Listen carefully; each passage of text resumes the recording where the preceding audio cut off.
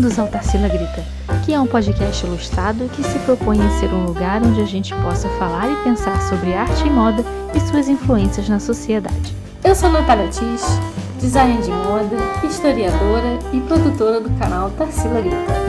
Eu sou Isabel Carvalho, historiadora da arte, mestre em estudos contemporâneos das artes e produtora de conteúdo do Tarsila Grita. Nós temos uma terceira componente, a Luciana Tis, formada em marketing e restauradora. Ela é nossa editora e colaboradora de conteúdo do Tarsila Grita. Oi, gente! A gente hoje dá continuidade à série Mulheres na Criação de Moda e Arte e a gente vai apresentar a estilista, designer, Iris Van Herpen. Nos últimos podcasts a gente falou de outras mulheres que criaram, nesse universo da moda e arte. A Iris, no caso, ela não é tão relacionada à ideia de arte, propriamente ela como criadora de arte, mas ela tem todo um trabalho voltado para colaboração com artistas. A gente vai falar um pouco sobre ela, sobre todo o processo que envolve o trabalho dela e depois sobre algumas coleções. Então, ela nasceu em 1984, ela é contemporânea nossa, ela é da nossa época. Ela nasceu numa pequena cidade perto de Amsterdã. Ela estudou moda, design de moda, e assim que ela terminou a faculdade, ela já foi trabalhar com Alexander McQueen. Logo depois, ela já abriu um negócio para ela mesma, em 2007, voltado para mulheres, roupas para mulheres, com colaboração de outros artistas. E assim, o bacana dela é que ela desenvolve técnicas, relacionadas à tecnologia. Então, assim, ela fala que o trabalho dela é sobre materiais, formas e novas técnicas. Que para ela, moda é uma expressão da arte que está relacionada comigo e com o meu corpo. Eu vejo isso como minha expressão de identidade, combinada com o desejo, com o humor, com a cultura. Então, assim, acho que ela sintetiza toda essa coisa da nossa modernidade. Ela usa, cortes a laser, impressão em 3D. Aí tem um trechinho, assim, do site dela, que fala, que eu achei bem interessante, que fala assim, como uma inovadora que está confortável com o uso da tecnologia, com um dos princípios norteadores em seu trabalho por causa de sua natureza escultural e forma desconhecida. A intenção do designer é misturar o passado e o futuro em uma visão distinta do presente, fundindo tecnologia e artesanato tradicional. Nossa, porque se a gente observar todo o processo artístico dela, ela envolve justamente esses dois lados, o do artesanal e do tecnológico. Então, o artesanal vem justamente porque a gente vai observar primeiro os desenhos, Eu acho que o desenho ali envolve essa manualidade, esse processo. É claro que tem um lado criativo da criação. Isso a gente falou lá num dos primeiros podcasts sobre os ateliês. Se o ateliê de moda é um ateliê onde se cria ou se faz. Lembra? A gente falou isso. E a Iris, ela, na verdade, ela desenha, ela tá envolvida em todos os processos. Só que ela, na verdade, ela só tá no lado da criação, Ela não tá fazendo ali manualmente, costurando, fazendo a impressão 3D. Ou fazendo a impressão 3D, que é uma coisa muito mais especializada dentro do processo da roupa dela, que é super complexo, super tecnológico, que já não envolve a questão tanto da manualidade. E esses esboços dela são alguns trabalhos, para vocês verem como é complexo, como é que passa pela cabeça dela tudo isso. Assim, não só complexo, como muito moderno, inovador. E essa daqui é ela trabalhando, Vocês podem ver que, apesar dela ter esse processo da criação, ela se envolve na parte do processo da confecção da obra, Ela participa de todo o processo. Ela participa do processo, mas não exatamente, não é ela que vai fazer a impressão 3D. Não é ela que vai cortar o tecido, o tecido não, porque às vezes ela nem usa tecido. Ela PVC. usa materiais totalmente diferentes, silicone, PVC, vários tipos, Então, assim, a roupa dela não é só tecido plano ou malha, São esses tecidos, esses materiais modernos. Sim, essas invenções mais atuais, Borracha deve ter também. E tem até cristais, tem mil coisas, Sim. Diferentes. Mas olha só, esse trabalho aqui, que é uma é um processo de montagem de uma roupa. E assim, é super complexo, porque é muito diferente daquela modelagem que a gente conhece padrão, né? Porque ele não é feito no tecido, como a Natália falou, né? Ele é feito de um material completamente inusitado dentro da moda. E assim, não são roupas pra você vestir no dia a dia, assim. É impossível, né? É uma roupa de passarela mesmo, de arte. É uma coisa assim, até meio que conceitual. Que é totalmente pra passarela e acabou, né? Ela tem uma produção que é feita pra pessoas usarem, né? As atrizes, as cantoras, que óbvio são muito ousadas, essas que a gente vai citar em breve, mas assim, é uma roupa quase um objeto de arte. Tipo assim, são roupas perfeitas pra red carpet. Isso. Não é roupa pra você usar dia a dia. Dia a dia. Não dá. Impossível. Não é confortável também. Aí aqui a gente vê, ó, a pessoa ali terminando, né, a impressão 3D, né, dando os acabamentos, né, uma coisa orgânica, né, então assim, ela tem essa coisa de usar umas coisas assim muito futurísticas, né, mas ao mesmo tempo ser uma coisa bem orgânica. É bem do ser humano mesmo, né? Às vezes me lembra umas coisas meio alienígenas, mas... espacial. Aí o que é interessante, a gente vê justamente que nesse trabalho que a gente está mostrando aí, que é de uma impressora 3D, né? A gente vê que a Iris é uma criadora visionária, que ultrapassa os limites da moda, porque a gente percebe que tem esse lado artístico, não só pela questão das roupas serem tão únicas, mas também na medida que as roupas seguem uma linha escultural, mesmo que seja uma escultura feita em tecnologia 3D. Isso. Né? Porque ali o cara, ele imprimiu aquelas costelas, aquele troço todo ali, tá montando. Então isso é um processo escultural. Sim. Né? É uma roupa em 3 dimensões, assim. Ela, na verdade, ela ocupa o espaço com a roupa. A roupa tem volume, ela ocupa, né? Ela tem processo escultural, modelagem, mesmo que seja tecnológico e digital. Sim. Né? Tipo assim, é uma outra visão do que é escultura. Do que é escultura. Isso que é muito legal da obra dela, né? Aí aqui, ó, ela tá usando alguma coisa tipo um silicone. Tem até um vídeo dela fazendo esse vestido, né, que eles colocam o molde embaixo assim de um tampo de vidro, joga o silicone ali, meio que molda naquele molde e joga os cristais por cima. E aí vai espalhando esses cristalzinhos e espera secar. Que trabalheira, né? Deve ter muita gente trabalhando pra ela. Esse aqui eu acho ótimo, porque ele mostra esse processo da confecção do vestido no moulage, né? Que é essa técnica de você fazer direto no manequim. E dá pra ver bem esse lado artesanal. Isso. Do manual das peças dela. E tem essa coisa meio escamada, né? Então ele tem que ir aplicando esse pedaço por pedaço. E provavelmente essas escamas, elas foram feitas por algum processo... Uma impressora 3D também. Uma impressora 3D, que é um processo tecnológico. Então, é justamente esse encontro dessas do passado com o futuro, que é o presente. Ó.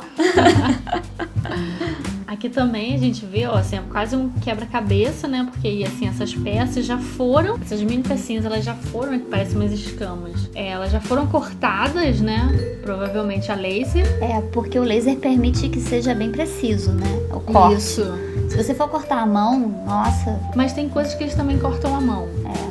Assim, tem uns videozinhos bem legais, assim, interessantes, que dá pra ver como que eles fazem. E aí, assim, você vai colando isso, né? Nesse corpo, né, nessa base. Assim, eu achei o processo, né, da produção, né, da roupa, eu achei, assim, muito diferente. E, assim, interessantíssimo, né, como ela realmente se utiliza dessas novas tecnologias para fazer moda. Com certeza. Então, esse vestido também é muito interessante, que quando ela começou em 2007, ela pensou em fazer esse vestido, mas a tecnologia ainda não fazia uma impressão 3D transparente. Então, assim, ela teve que esperar, né, a tecnologia se modernizar para poder fazer o vestido. O vestido parece e a gente então, cristal, né? Isso que é interessante, que a Natália falou daquele esqueleto que tem aquela coisa orgânica, e a mesma coisa aqui, né? Porque tem essa fluidez da água, que é uma proposta dela, né? É trazer essa fluidez. E aí parece que ela tá vestindo água, assim, né? Cara, muito ousado. Ela tá... E muito interessante, né? Muito. Esse material deve ser material o quê?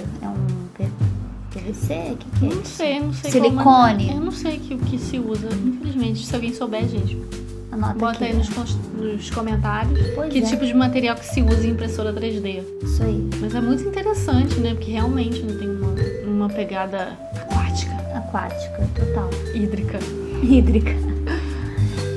Então, esse texto fala o seguinte: regras normais não se aplicam. Iris Van Herpen significa uma reciprocidade entre habilidade manual, né, e inovação em técnica e materiais.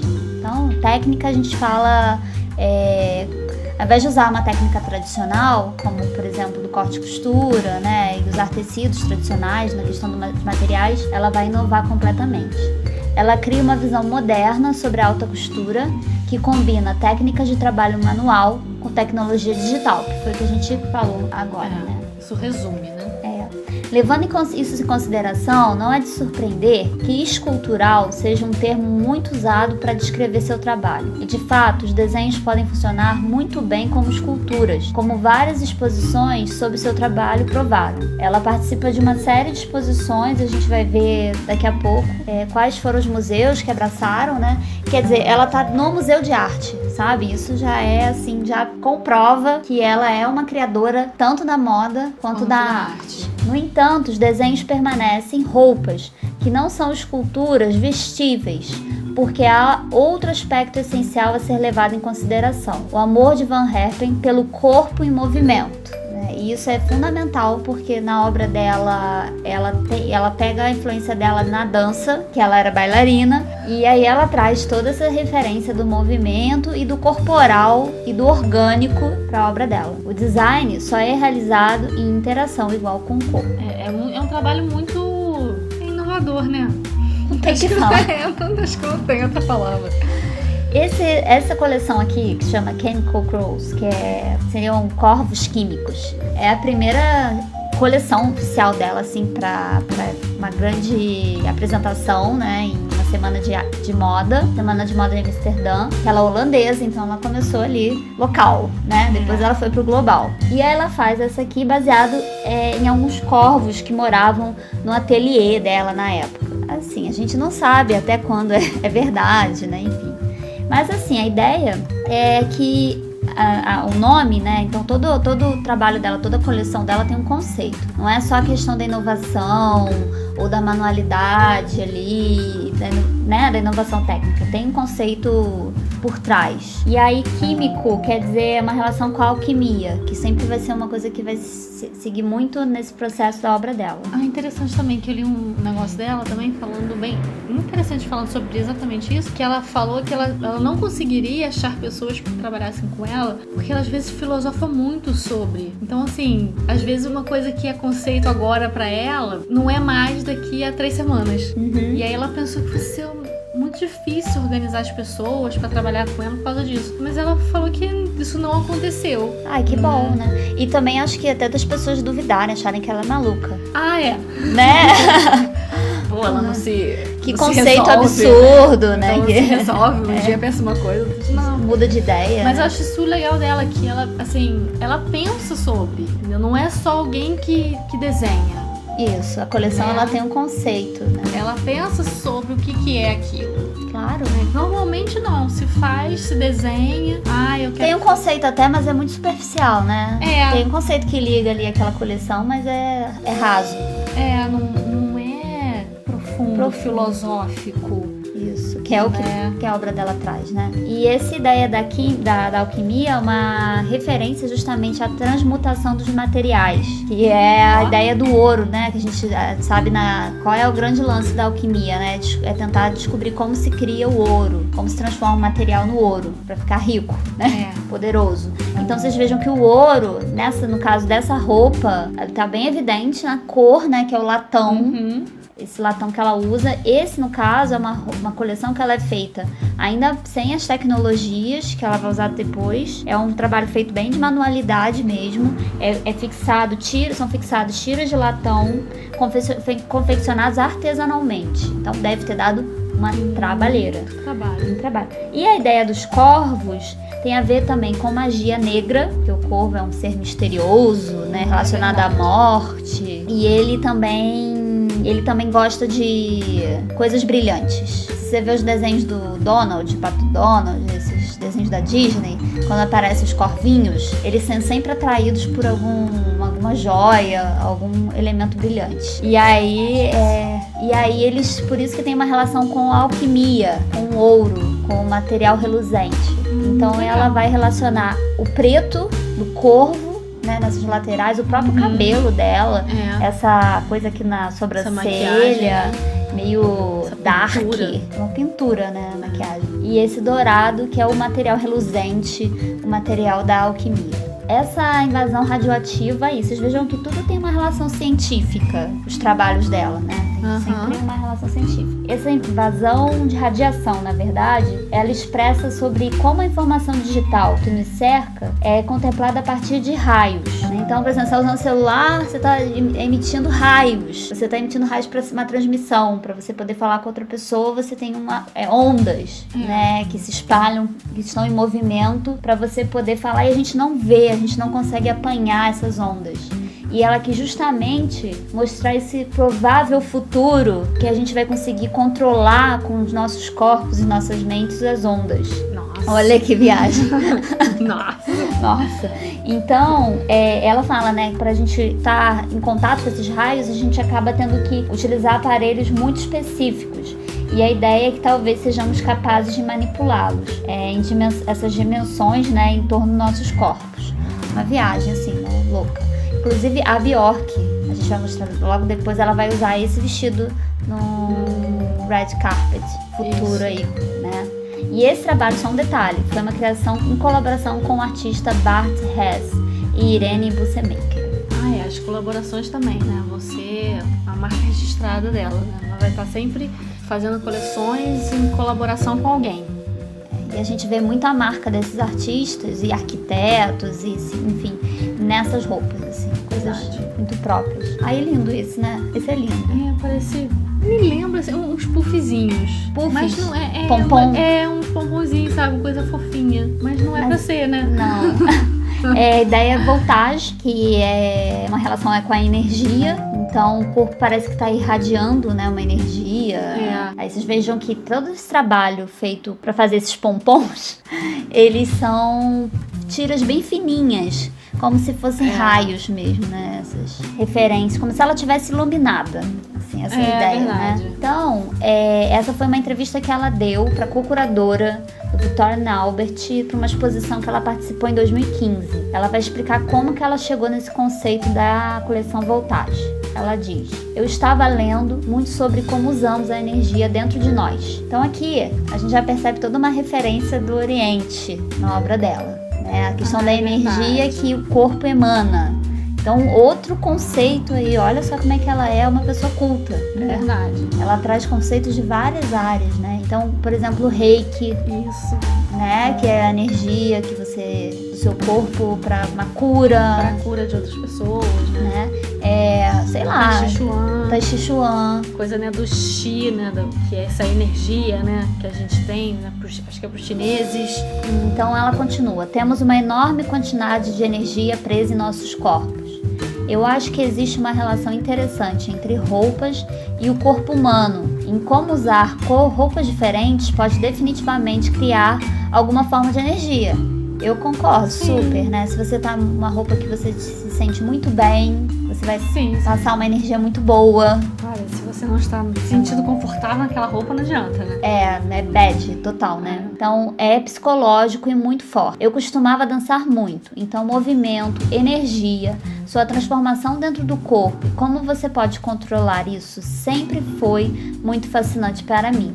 Com Voltage, mergulhei diretamente nesse assunto. Então, ela esclareceu, assim, de uma forma bem legal o processo dela, né? E aqui é uma roupa parecida com aquela que a gente viu antes, só que com uma iluminação, assim, que dá a impressão justamente de que tá emanando energia da roupa, né? Pode ser que tenha um processo aí daquele material que brilha no escuro, né? Fluorescente. Poxa, né? Podia ter uma foto, né? Fluorescente. E essa roupa aqui é um outro exemplo também dessa ideia de energia, né? Assim, eu acho que a própria roupa fala por si, total, né? E é uma espécie parece diamante, né? Sei lá, é uma coisa com várias faces. Isso me lembra sei lá, um asteroide, uma coisa assim. Meteoro, uma coisa. Meteoros. Me lembram coisas espaciais. Pô, mas essa aí é total, né? Total futurista. É, Que é essa coisa prateada, né? Uhum. Ficção científica. muito. Né? Os cabelos também, né? Também Pô, diferente. total. Esse é um trabalho, uma performance da coleção Voltage, que a Iris fez em parceria com Philip Beasley. A gente vai passar aqui as imagens do vídeo só para vocês verem como que foi essa parceria.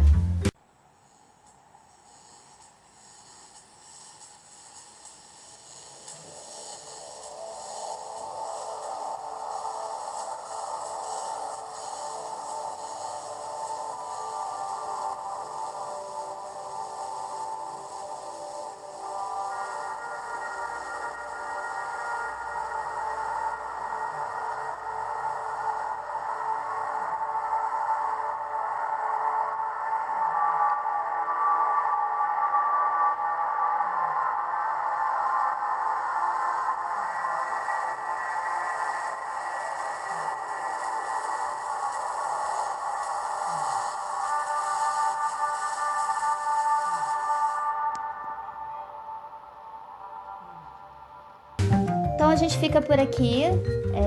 A gente vai continuar a segunda parte da Iris Van Herpen na semana que vem.